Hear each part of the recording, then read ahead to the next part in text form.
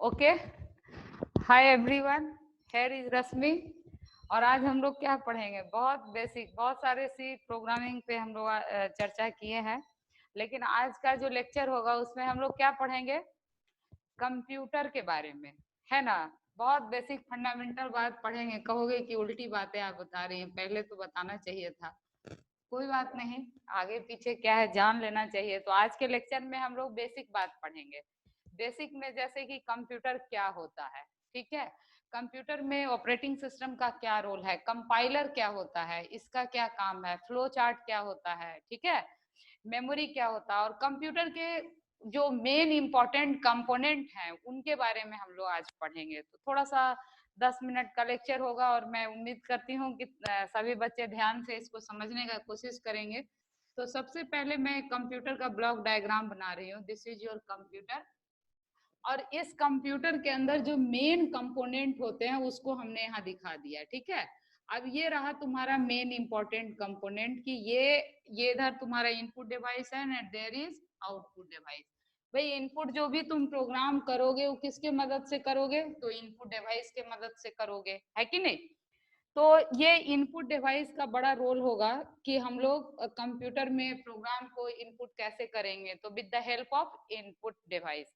अब सवाल उठता है यहाँ पर, गौर से देखना, जो बहुत इंपॉर्टेंट है एग्जाम में पूछने के लिए, कि जो हम इनपुट क्या क्या करते हैं प्रोग्राम में। तो सवाल उठता है कि प्रोग्राम में रहता क्या है। तो प्रोग्राम हमेशा बनता किससे है? एक दो चीजें होती है प्रोग्राम में हमेशा। कितनी चीजें होती हैं? दो चीजें होती हैं। क्या क्या? एक तो इंस्ट्रक्शन, और दूसरा क्या होता है? डाटा, है कि नहीं। टोटल प्रोग्राम की बात अगर हम लोग करें तो two components are there, one is instruction and another one is data. तो अभी जो तुम्हारा वॉन न्यूमैन कंप्यूटर आर्किटेक्चर है उसमें क्या है कि इंस्ट्रक्शन और डेटा के लिए अलग अलग मेमोरी नहीं बनाया गया, सेम मेमोरी को वो यूज कर लेता है, ठीक है। तो इंस्ट्रक्शन और डाटा जो भी तुम इनपुट करते हो सब किस में जाता है? इनपुट डिवाइस के मदद से तुम्हारे कंप्यूटर के मेमोरी में। अब तुम इसको लिख सकते हो, there is ALU and this one is your CU and now this is your memory component, ठीक है। अब होता क्या है कि जो भी तुम इनपुट किया वो सब तुम्हारे मेमोरी में आया, और उस मेमोरी से कहाँ गया? कंट्रोल यूनिट के पास। कंट्रोल यूनिट क्या हुआ? जैसे अपने शरीर में ये हाथ पैर नाक मुंह सब देख रहे हो, ये सब कंपोनेंट है हमारे शरीर के, लेकिन इन सारे कंपोनेंट को who is controlling? Our brain. Similarly computer में जो कंट्रोल यूनिट है वो तुम्हारे कंप्यूटर के सारे कंपोनेंट को कंट्रोल करेगा और उससे काम करवाएगा। तो एक तरह से इसको कुछ लोग ब्रेन ऑफ कंप्यूटर भी कहते हैं। That is totally correct. और चूंकि हम लोग जानते हैं कंप्यूटर प्रोग्रामिंग में दो ही तरीके का इंस्ट्रक्शन लिखा जाता है। वो क्या होता है? एक अरिथमेटिक इंस्ट्रक्शन और दूसरा क्या होता है? लॉजिकल इंस्ट्रक्शन, है ना। अरिथमेटिक और logical, there is only two type of instruction only. दुनिया में जितना भी काम हो रहा है कंप्यूटर से वो सिर्फ इसी दोनों टाइप ऑफ इंस्ट्रक्शन के मदद से हो रहा है, ठीक है। तो इसको लगातार देखते रहना है, तुम्हारे हर सवाल का जवाब मिलेगा। तो ये अरिथमेटिक जो होता है इसमें क्या है? न्यूमेरिकल कैलकुलेशन तुम करते हो, जो भी मैथमेटिकल काम होता है उसके लिए जो इंस्ट्रक्शन हम लोग लिखते हैं वो क्या कहलाता है? अरिथमेटिक। और लॉजिकल क्या होता है? जहां आप कंप्यूटर से डिसाइड करते हो, डिसीजन लेता है। जैसे रिलेशनल स्टेटमेंट हम लोग लिखते हैं, कंडीशन ट्रू और फॉल्स हुआ तो इस स्टेटमेंट को एग्जीक्यूट करो, नहीं तो इसको करो। तो इस तरह का जो स्टेटमेंट आप लिखते हो, बहुत सारे प्रोग्राम में हमने एग्जांपल लिया है, तो उसको हम लोग क्या बोलते हैं? लॉजिकल। अब इसकी बात मैंने अचानक क्यों शुरू कर दी? इसकी बात मैंने इसलिए अचानक शुरू किया कि यहाँ जो ALU कंपोनेंट आप देख रहे हो, it is responsible to execute this instruction, ठीक है। तो यही दो तरह का इंस्ट्रक्शन ही होता है, तो ALU ही उस इंस्ट्रक्शन को फाइनली क्या करता है? एग्जीक्यूट करता है। अब देखो मेरी बात को ध्यान से समझो। जैसे मैंने अगर तुम्हें कह दिया कि कोई काम करो, या तुमने मुझे कह दिया मैम ये ब्लॉक डायग्राम हमको कंप्यूटर का आप समझाइए, तो इसका मतलब ये तो नहीं है कि तुमने मुझे इनपुट किया, मेरे मेमोरी में फिट हो गया, सेट हो गया। इसका मतलब ये हुआ क्या कि मैंने तुम्हें पढ़ा दिया? कहोगे बिल्कुल नहीं। मैंने आपको इनपुट दिया, आपने अपने मेमोरी में क्या किया? स्टोर कर लिया। तो स्टोर यहाँ किया इसने। उसके बाद क्या हुआ, मेरा ब्रेन मेरे बॉडी को सिग्नल दिया कि बच्चे को पढ़ाना है ये कंटेंट, ठीक है। तो उसी तरीके से कंप्यूटर का जो ये सीयू है, कंट्रोल यूनिट है, वो तुम्हारे शरीर की तरह इसके पास ब्रेन है, ठीक है। ये क्या करेगा, जैसे तुमने अपने मेमोरी में स्टोर कर लिया, तो ये अपने मेमोरी में जो स्टोर किया कंट्रोल यूनिट उससे लेगा, और जिस तरह का इंस्ट्रक्शन तुमने मेमोरी में स्टोर किया उसी इंस्ट्रक्शन के तहत ये काम करेगा। और उस काम को करने के लिए जिम्मेदार कौन होगा, तो एएलयू यूनिट। बिल्कुल सही, समझ रहे हो। अब ये एएल यूनिट काम करके तुमको क्या करेगा, तो वापस कर देगा आउटपुट यूनिट को। तो कहोगे ये बात तो बच्चा भी जानता है, हमको पहले से पता था। अब आप कुछ इसमें खास बात बताइए जो सुन के मजा आ जाए। तो चलो इसमें कुछ खास बात करते हैं हम लोग। खास बात क्या करेंगे, पहले तो थोड़ा सा हम लोग सुन लेते हैं, समझ लेते हैं कि मेमोरी का टाइप कितना होता है। ये भी तुम जानते हो, लेकिन 2 मिनट का रिकैप लेने में कोई दिक्कत वाली बात नहीं है। थोड़ा सा रिव्यू कर लेते हैं, जानते हो तो भी, जो बच्चे नहीं जानते हैं उनके लिए भी, ठीक है। तो देखो मेमोरी जो होता है ये 2 तरह का होता है। पहले तो कौन सा मेमोरी तुम्हारा होता है, प्राइमरी मेमोरी, और दूसरा क्या होता है, सेकेंडरी मेमोरी, है कि नहीं। तो ये जो बातें, सेकेंडरी राइट, सेकेंडरी मेमोरी। तो प्राइमरी जो होता है this is your temporary and volatile, temporary, और इसको क्या बोल सकते हो, वोलेटाइल भी बोल सकते हो। जबकि जो सेकेंडरी मेमोरी होता है ये क्या होता है, ये परमानेंट होता है कि नहीं। अब यहाँ पर क्यों चर्चा मैं कर रही हूँ परमानेंट, थोड़ा बेसिक बातें ये सब जाननी चाहिए बच्चों को, ठीक है। परमानेंट का मतलब क्या है, whatever you are storing that is permanent. अब रुको, यहाँ मैं थोड़ा समझा देती हूँ कि जो भी हम प्रोग्राम में टाइप करते हैं, जैसे जो प्रोग्राम लिखते हैं और उसको हमने सेव कर दिया, तो that goes inside which memory. तो कहोगे मैम निश्चित तौर पे वो परमानेंट मेमोरी में जाएगा, सेकेंडरी में। इसका एग्जांपल क्या होगा, तो इसका एग्जांपल बोलोगे मैम डिस्क लिख दीजिए ना, हार्ड डिस्क जिसको हम लोग बोलते हैं, है कि नहीं। फ्लॉपी डिस्क भी हो सकता है, जिसको आज के समय में बहुत कम ही यूज करते हैं। कंप्यूटर में जो मेन सेकेंडरी मेमोरी हम लोग यूज करते हैं, क्या करते हैं, हार्ड डिस्क, है कि नहीं। तो ये हार्ड डिस्क जो है this is your permanent memory, और इसके अंदर क्या रखते हो, जो कुछ भी तुम सेव कर देते हो। जैसे अगर बात प्रोग्राम की हम लोग करें, तो प्रोग्राम को हमने सेव कर दिया तो कहाँ जाकर स्टोर हुआ, तो कहोगे सेकेंडरी मेमोरी में स्टोर हुआ। चलो ठीक है, मान लिया मैंने बात। कुछ डॉक्यूमेंट तुमने कभी कंप्यूटर में टाइप किया, उसको भी तुमने सेव कर दिया, कहाँ जाकर स्टोर हुआ, तो कहोगे डिस्क में। तो अब सवाल उठता है कि जब परमानेंट इतनी अच्छी मेमोरी है जो परमानेंट सब स्टोर करके रखता ही है, तो फिर प्राइमरी मेमोरी की क्यों जरूरत पड़ी। Very good question. तो इसकी जरूरत इसलिए पड़ी कि सुन लो बात, ये जो मैंने अभी ब्लॉक डायग्राम बनाया था, जहां से डाटा कौन उठा रहा था, कंट्रोल यूनिट, और कौन उठा रहा था, एएलयू। तो वो सब जो डाटा जो जो एएलयू जहां से डाटा लेगा और सीयू जहां से डाटा लेगा, that memory is never your secondary memory. वो डाटा हमेशा किससे लेगा, प्राइमरी मेमोरी से लेगा। तो तुम कहोगे कि अच्छा, तो आप ये कहना चाह रहे हैं कि जो कुछ भी सेकेंडरी में रखा हुआ है पहले वो प्राइमरी में आएगा तब उसका एग्जीक्यूशन होगा। तो मैं कहूंगी बिल्कुल सही बात है कि यहाँ पर मान लो ये तुम्हारा सेकेंडरी मेमोरी है, and there is your primary memory, and there is your system. तो system can not direct interact with secondary memory. तो your system will interact with first primary memory and primary memory will interact with secondary memory। अब तुम कहोगे थोड़ा confuse कर दिया आपने। मैंने कुछ भी कंफ्यूज नहीं किया। जैसे देखो, तुम ऑफिस में जाते हो, ठीक है। तुम ऑफिस में अगर किसी बॉस से मिलने गए हो, किसी के हेड से मिलने गए हो, तो तुम क्या डायरेक्ट हेड से जाकर के मिल सकते हो, तो कहोगे नहीं। तो पहले क्या करना पड़ता है, उसके असिस्टेंट से तुम मिलते हो, that assistant is primary memory, ठीक है। अब असिस्टेंट से तुम्हारा काम तो होना नहीं है, क्योंकि असिस्टेंट से तो तुम मिलने आए नहीं हो। तो असिस्टेंट किसके पास जाएगा, बॉस को सूचित करेगा और बॉस तुमको इंटरेक्ट करेगा तुमसे। ये तरीका होता है। तो यहाँ देखो, जब सिस्टम को कोई डाटा चाहिए होता है तो वो पहले किससे इंटरेक्ट करता है, प्राइमरी मेमोरी को, उसमें उसको मिलना नहीं है तो वो किससे रिक्वेस्ट करेगा, सेकेंडरी मेमोरी को। सेकेंडरी मेमोरी किसको देगा डाटा, पहले प्राइमरी को, फिर किसको मिलेगा, सिस्टम को। बात समझ में आई, हायरार्की। तो ये चक्कर क्यों है, तो कहोगे ये कंपैटिबिलिटी की चक्कर है, ठीक है। कंपैटिबिलिटी मतलब जिस टेक्नोलॉजी से तुम्हारा कंप्यूटर सिस्टम बना हुआ है, मेमोरी सिस्टम बना हुआ है, तो दोनों को क्या होना चाहिए, कंपैटिबल होना चाहिए, एक दूसरे से इंटरेक्ट करने के लायक होना चाहिए। तो यहाँ पर टेक्नोलॉजी की समस्या के कारण क्या होता है, डायरेक्ट तुम्हारा डाटा सेकेंडरी से कभी भी नहीं आ सकता है। तो ओवरऑल बात तुमको अगर कुछ समझ में आए ना आए, इतनी बात तो समझ में आ गई कि प्राइमरी मेमोरी का होना बेहद जरूरी है, सो दैट कि हमारा कंप्यूटर जब डाटा को प्रोसेस करेगा तो कंप्यूटर डाटा सिर्फ और सिर्फ कहां से उठाएगा, प्राइमरी मेमोरी से उठाएगा। कंप्यूटर कभी भी सेकेंडरी मेमोरी से डाटा को पिक आउट नहीं करेगा। क्लियर बात? तो कहोगे मैम तो फिर प्राइमरी ही रखते ना, सेकेंडरी क्यों रख लिया आपने?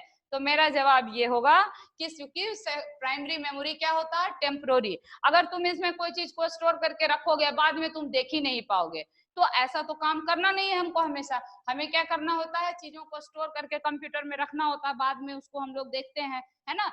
तो बाद में देखने के लिए जो मेमोरी हमको चाहिए वो सेकेंडरी मेमोरी ही चाहिए। That is why you need secondary memory. ठीक है। और प्राइमरी क्यों चाहिए? क्योंकि प्राइमरी इसलिए चाहिए क्योंकि जब तक प्राइमरी रहेगा नहीं तब तक तुम डाटा को प्रोसेस करोगे नहीं। ठीक है, बात समझ में आ गई? तुमसे मेरा मतलब तुम्हारा कंप्यूटर है। क्लियर? अब देखो यहाँ एक बात और चर्चा करेंगे। वोलेटाइल का मतलब क्या हुआ कि पावर ऑफ हो गया, डाटा खत्म हो जाएगा। इस तरह के व्यवस्था को वोलेटाइल कहा जाता है। दूसरी बात, प्रोग्राम में दो चीजें होती हैं, एक इंस्ट्रक्शन और दूसरा डाटा। तो देखो मैंने पहले भी जब फाइल का वीडियो बनाया था तो उसमें जिक्र किया था फाइल की जरूरत कब पड़ी थी, इसी जगह पे पड़ी थी कि जो हम data during run time data input करते हैं कंप्यूटर में, वो क्या होता है, आफ्टर एग्जीक्यूशन डाटा वैनिश हो जाता है, लॉस हो जाता है। ठीक है, इंस्ट्रक्शन तो तुम्हारा सेव रहता है लेकिन ड्यूरिंग एग्जीक्यूशन जो तुम डाटा डालते हो वो कहाँ जाता है, परमानेंट मेमोरी में नहीं जाता, वो कहाँ जाता है, प्राइमरी मेमोरी में। और जैसे ही प्रोग्राम का एग्जीक्यूशन खत्म हुआ तुम्हारा डाटा क्या होता है, फिनिश हो जाता है। इसी को देखने के लिए मैंने अलग से 2-3 वीडियो बना रखा है। किस बात के लिए? कि अगर इस डाटा को भी तुम जो रन टाइम में डाटा इनपुट करना चाह रहे हो, अगर उसको भी तुम सेव करके रखना चाहते हो ताकि अगली दफा उसको यूज किया जा सके, तो वो सुविधा तुमको उसके लिए क्या करना पड़ता है, फाइल में प्रोग्रामिंग करनी पड़ती है ना। सी में जो फाइल हम लोग पढ़ते हैं that is the task of file. ठीक है, चलो यहाँ तक कोई दिक्कत नहीं। तो अब थोड़ा सा डिस्कशन और आगे बढ़ाते हुए बात कर लेते हैं प्राइमरी मेमोरी के टाइप को। तो प्राइमरी मेमोरी का जो टाइप है उसको देखो, थोड़ा बहुत ऑब्जेक्टिव में हो सकता है वाकई में ये सवाल आ जाए, तो इसको थोड़ा सा देख लो।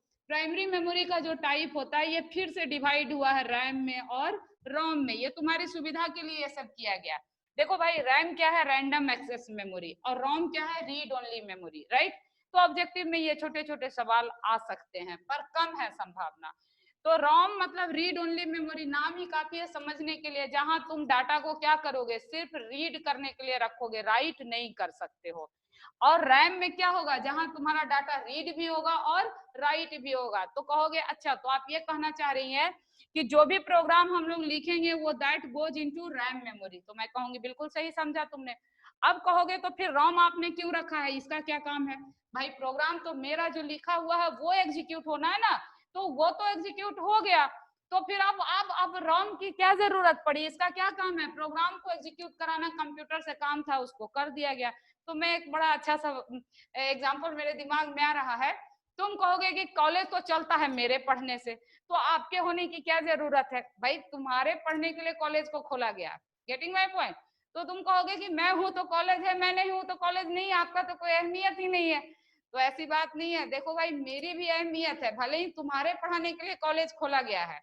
ठीक है, तो कहोगे अचानक से इस बात की चर्चा क्यों करने लगी आप? इस बात की चर्चा मैं इसलिए करने लगी क्योंकि मैं इसको इससे रिलेट करना चाह रही हूँ, वैसे ही ऐसा एग्जाम्पल लेने का मन हो गया। तो देखो मेरा मतलब क्या है कि जो काम तुमको पढ़ाने के लिए होना है, तो मैं एग्री हूं कि तुम्हारे पढ़ने के लिए कॉलेज खोला गया, लेकिन तुमको पढ़ाने के लिए कुछ रिसोर्सेज चाहिए। उस रिसोर्सेज में एक रिसोर्स मैं हूँ, टीचर। कि भाई टीचर होंगे तभी तो तुम्हें पढ़ाया जाएगा, है ना। तो कहने का मतलब क्या हुआ कि जो तुम प्रोग्राम को बनाते हो, लिखते हो, तो सिर्फ इस प्रोग्राम से बात नहीं बनती है, इस प्रोग्राम को एग्जीक्यूट करने के लिए बहुत सारे सपोर्टिंग सॉफ्टवेयर की जरूरत पड़ती है। ठीक है, उन्हीं सब सपोर्टिंग सॉफ्टवेयर का नाम, सपोर्टिंग तो क्या ही कहोगे, इंपॉर्टेंट ही सॉफ्टवेयर है सब, जिनके बिना तुम्हारा काम हो ही नहीं सकता है। उस सॉफ्टवेयर का नाम मैं यहाँ लिख रही हूँ। उसमें से एक सॉफ्टवेयर तुम्हारा क्या है, that is called operating system and another one is called translator। ठीक है, अगर ये दोनों सॉफ्टवेयर नहीं हो तुम्हारे पास तो तुम जो है प्रोग्राम में क्या नहीं कर सकते हो, कोई भी प्रोग्राम को एग्जीक्यूट नहीं कर सकते हो। तो कहोगे मैम आज तक जितना भी प्रोग्राम आपने पढ़ाया उसमें कहीं इसकी चर्चा तो आपने करा नहीं। बात तो सही है, कर लेना चाहिए था मुझे पहले, तो कोई बात नहीं, करा नहीं तो मैं अभी कर तो रही हूँ ना, तो जस्ट फॉरगेट इट। तो देखो इस दोनों सॉफ्टवेयर के बिना तुम कभी भी प्रोग्राम को एग्जीक्यूट ही नहीं कर पाओगे।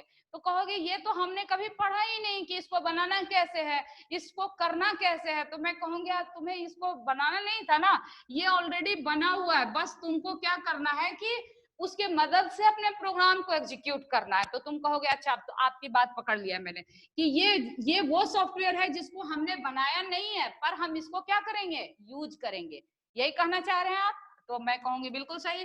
तो अब जब तुमने इसको बनाया ही नहीं तो क्या तुमको ये पावर दिया जाना चाहिए कि तुम इस प्रोग्राम में कुछ राइट कर सको। तो कहोगे नहीं मैम जब मैंने बनाया ही नहीं तो मैं कैसे राइट कर सकता हूँ, मैं करूँ तो कुछ गलत हो जाएगा। तो मैं कहूंगी बात तो तुम सही कह रहे हो। तो इसका मतलब क्या हुआ कि हम इसको यूज तो करेंगे लेकिन हम इसको किस मोड में यूज करेंगे, प्रोटेक्टेड मोड में। प्रोटेक्टेड से मतलब क्या हुआ कि हम इसको कभी भी राइट नहीं करेंगे। तो मेरी बात तुम्हें समझ में आ गई कि मैं इतनी कहानियां क्यों बना रही थी। तो उसके पीछे कारण क्या था, रॉम मेमोरी का एडवांटेज समझाने के लिए। देखो मेरे साथ बने रहो, मेरे साथ बने रहो, तुम्हारे हर एक सवाल का जवाब मेरे साथ मिल जाएगा, है ना। Let me give some time, है ना। तो मैं इसमें हर एक बात तुम्हारा बेसिक क्लियर कर दूंगी कि ये जो रॉम है इसका पर्पस क्या होगा कि भाई ऑपरेटिंग सिस्टम में सॉरी ये जो सपोर्टिंग मेरा रिसोर्स सॉफ्टवेयर है उसका होना जरूरी है और उसमें राइटिंग कैपेबिलिटी तुमको अलाउ नहीं किया जाना चाहिए, है ना। तो ऐसे सॉफ्टवेयर को तुम कहाँ रखोगे, रोम में रखोगे। चलो एक बात तो क्लियर हो गया कि रोम की जरूरत क्यों हुई। अब बात कर लेते हैं किसकी, रैम के टाइप की। देखो रैम का टाइप भी जरा बात कर लेना चाहिए। तो रैम कितने तरह का होता है, रैम का बहुत तरह का डिवीजन है, रैम का कि रोम का, रोम का बहुत तरह का डिवीजन है। देखो रीड ओनली मेमोरी, फिर इसको कहते हैं प्रोग्रामेबल रीड ओनली मेमोरी, ठीक है। फिर इसको कहते हैं programmable erasable read only memory, ठीक है। फिर इसको इसका टाइप है electrically erasable read only memory. फिर इसका टाइप होता है electrically erasable programmable read only memory. कहोगे आप तो इतना सारा बोलते चली गई कुछ समझ में नहीं आया। तो मत समझो ना, आराम से समझेंगे, मुझे बोलने दो, तुम आराम से सुनते रहो, आराम से सब बात तुमको समझ में आ जाएगा आहिस्ता आहिस्ता, बस सुनते रहो, ठीक है। तो यहाँ देखो भाई P ROM programmable read only memory, इसका मतलब ये हुआ कि तुम इसमें जो कुछ भी लिखोगे with the help of program, एक बार इसमें लिख दिया जाएगा और फिर उसको बार बार क्या किया जाएगा, सिर्फ रीड किया जाएगा, इरेज करना इसमें बिल्कुल भी अलाउड नहीं होगा, ठीक है। तो ये बात हुई। दूसरे में क्या है, यहाँ पर क्या होगा कि इलेक्ट्रिकली इरेजेबल है, ये क्या है, इरेजेबल है, प्रोग्रामेबल भी है और इरेजेबल भी है, ठीक है। इरेज मतलब मिटाना, इसमें कंटेंट को मिटाया भी जा सकता है, ठीक है। तीसरा जो है इसमें क्या है, इरेजेबल तो है और ये इरेजेबल किसके द्वारा है, इलेक्ट्रिकली इरेज किया जाता है इसमें कंटेंट, ठीक है। ये सब स्पेशल टेक्नोलॉजी है जिसके मदद से तुम ये काम कर पाते हो। और इसमें क्या हो जाएगा, electrically programmable read only memory, है ना, इलेक्ट्रिकली के साथ साथ प्रोग्रामेबल भी रहेगा ये, और ये तुम्हारा रीड ओनली मेमोरी हो गया, ठीक है। तो रीड ओनली मेमोरी का इतना सारा वेरिएशन है, तो मुझे नहीं लगता है कि इससे ज्यादा तुमको कुछ पूछा जाएगा, ठीक है। फुल फॉर्म सबका याद रखना है और थोड़ा सा पर्पस याद रखना है। अब थोड़ा डिस्कशन मैं आगे बढ़ाती हूँ कि ये जो ओएस है जिसका फुल फॉर्म क्या होता है, ऑपरेटिंग सिस्टम, ठीक है। अब बात कर लेते हैं थोड़ा सा इसका कि ये ऑपरेटिंग सिस्टम क्या होता है। तो देखो ऑपरेटिंग सिस्टम जो है ये क्या है, तो इसका काम क्या है। देखो एक बात तो समझ में आती है, जैसे अपन काम कर रहे हैं, मैं तुम्हें पढ़ा रही हूँ तो मेरे बॉडी के जो बहुत सारे पार्ट पुर्जे इसमें इस्तेमाल हो रहा है। मैंने पार्ट पुर्जा बोला तो परेशान मत होना, मेरा मुंह यूज हो रहा, आंखें यूज कर रही हूँ, मैं हाथ यूज कर रही हूँ, पैर यूज कर रही हूँ, ब्रेन यूज कर रही हूँ, है ना। तो मैं इन सारे कंपोनेंट को यूज करके मैं काम कर रही हूँ तुम्हारे लिए, ठीक। ठीक उसी तरीके से जब तुम प्रोग्राम बनाते हो और कंप्यूटर तुम्हारे लिए कोई काम करता है तो कंप्यूटर के भी पार्ट पुर्जे बहुत सारे यूज होते हैं। तो अब कंप्यूटर के पास हाथ तो हमारी तरह नहीं है, आंख तो नहीं है, लेकिन उसके पास भी वीडियो क्या है, आउटपुट डिवाइस है जिससे वो दिखाता है, देखता है ना। हाथ से जैसे अपन लेते हैं, कान से सुनते हैं, तो उसके पास भी इनपुट डिवाइस होता है, अपने पास मेमोरी है स्टोर करने का, उसके पास भी मेमोरी है स्टोर करने का। कान जैसे मैं कर रही हूँ तो हाथ पैर मुंह नाक सब दिमाग का इस्तेमाल करके मैं काम कर रही हूँ, तो कंप्यूटर भी तुम्हारे पास तुम्हारे लिए काम करता है, एएलयू के मदद से प्रोसेस करता है और काम करता है ना। तो कुल मिलाकर के कहना मुझे ये है कि कंप्यूटर जो तुम एक प्रोग्राम लिखते हो, उस एक प्रोग्राम को एग्जीक्यूट करने के लिए कंप्यूटर को अपने बाकी पार्ट पुर्जे का इस्तेमाल करना पड़ता है।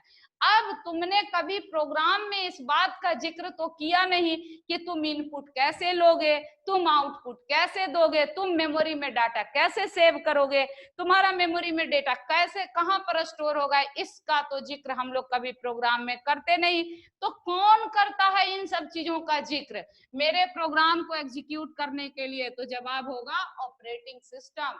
ऑपरेटिंग सिस्टम ही वो प्रोग्राम है जो तुम्हारे प्रोग्राम को एग्जीक्यूट करने के लिए जो भी कंप्यूटर में पार्ट पुर्जा है, उन सब पार्ट पुर्जा का, इसको अगर टेक्निकली बोलेंगे तो कंपोनेंट बोलने चाहिए हमें, ठीक है। मैं वैसे ही लाइट मूड में पार्ट पुर्जा का इस्तेमाल कर रही हूँ।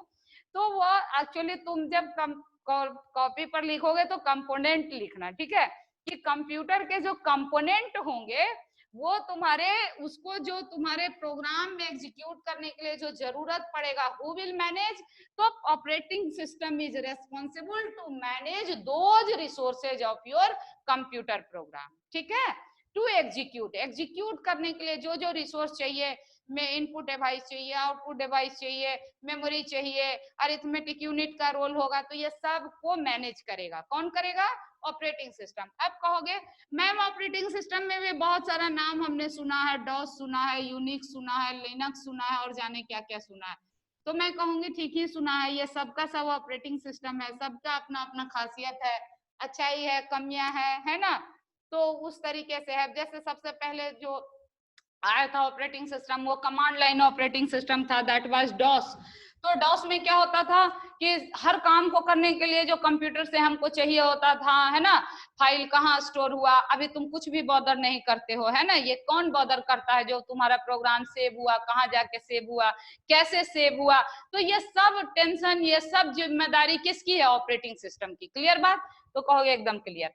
तो ये सब इसमें क्या होता था कि कमांड, हर काम के लिए तुमको कमांड देना पड़ता था कि भाई सेव भी करना है, ठीक है, ऑपरेटिंग सिस्टम सेव करेगा, but we have to remember those command, और जब हम कमांड देते थे तब वो काम ऑपरेटिंग सिस्टम करता था, तो it was difficult for us.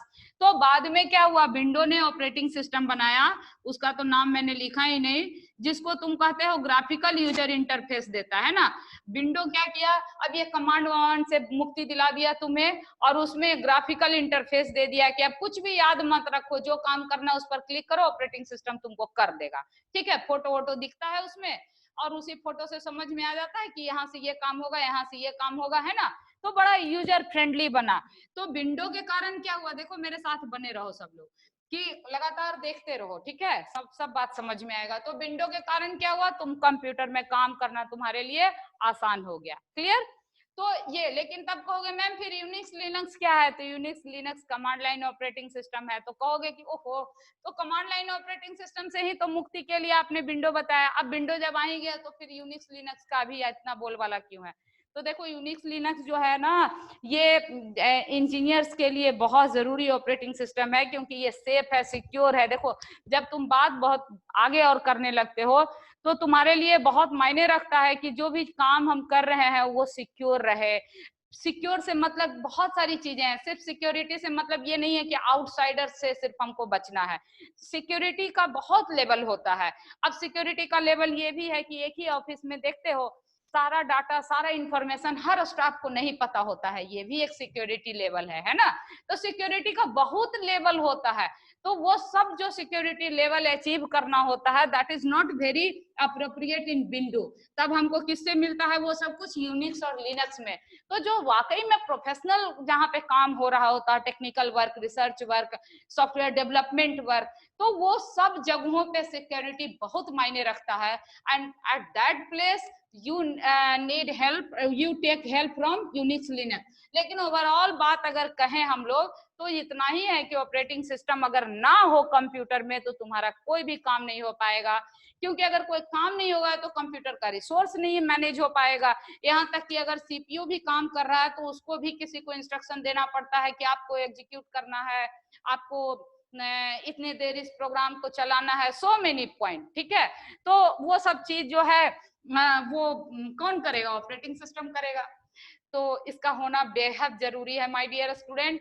अब सवाल उठता है कि 2 मिनट इस पे भी चर्चा कर लें, what is the role of translator. तो देखो भाई ये भी बहुत मजेदार है। कंप्यूटर में हम लोग बचपन से सुनते आ रहे हैं, जब से नाम कंप्यूटर का सुना है कि साहब कंप्यूटर तो सिर्फ और सिर्फ 0 और 1 समझता है। तो हमको मैम आप जो भी पढ़ाती हैं उसमें कंस्ट्रक्ट आप लिख देती हैं फटाफट, इफ स्टेटमेंट, तो जाने क्या क्या लूप स्टेटमेंट, तो और पता नहीं क्या क्या क्या क्या। तो क्या वाकई में कंप्यूटर ये सब समझता है? तो कहोगे समझता तो कुछ है नहीं। तो फिर आपने ऐसा क्यों प्रोग्राम मुझे पढ़ाया? तो मैंने इसलिए तुम्हें ऐसा प्रोग्राम पढ़ाया क्योंकि आज के वर्तमान समय में क्या है, यहाँ पर ट्रांसलेटर उपलब्ध है, ठीक है। तो जो कुछ भी तुम लिख रहे होते हो असल में उसका काम होता है ट्रांसलेटर का, कि तुम्हारे प्रोग्राम को किस में कन्वर्ट कर दे, ऑब्जेक्ट फाइल में। ध्यान से समझना, ये तुम्हारे सिलेबस में दिया हुआ है ये भी। तो हो सकता है इससे माइन्यूट ऑब्जेक्टिव सवाल पूछा जा सकता है, ठीक है। तो अब क्या होता है, ट्रांसलेटर का रोल समझ में आ तो गया माय डियर, कि हम जो कुछ भी लिखते हैं प्रोग्राम में वो क्या होता है बोलो, तो वो हाई लेवल में लिखा जाता है, उसमें 0-1 की चर्चा नहीं होती, वो इंग्लिश लाइक लैंग्वेज होता है कि नहीं। तो इस इंग्लिश लाइक लैंग्वेज को समझने में कितने बच्चे परेशान रहते हैं, इसलिए रहते हैं क्योंकि वो सुनते नहीं है, देखते नहीं है, पढ़ते नहीं।